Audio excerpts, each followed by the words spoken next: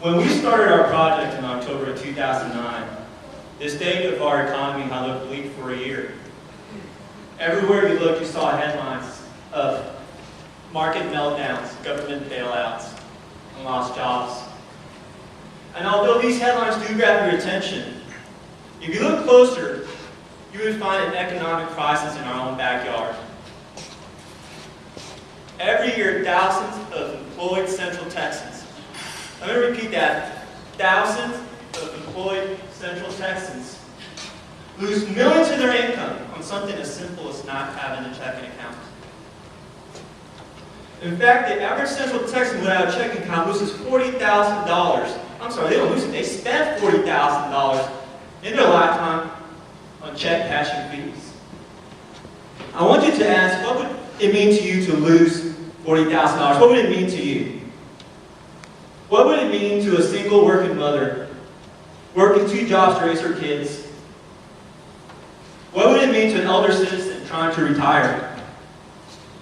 What would it mean to a young girl dreaming to be the first in her family to go to college? A lack of financial education and banking is having a negative effect on our community. And that's what drove Rolando, Luz, Rudy, and myself, Alejandro Dominguez, to develop financial empowerment in the workplace, to make a positive impact on the community, and to challenge ourselves to grow as individuals and as leaders. Now, the process started with trying to find a niche, and we identified a gap in employer-based initiatives.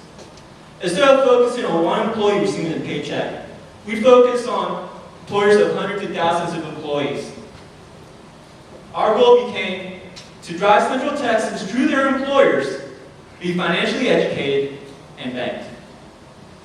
Now, to accomplish this, we had to team up with experts in the financial industry. United Way Capital Area, who manages Bankon Central Texas, an affiliate of a national campaign focusing on financial education and banking.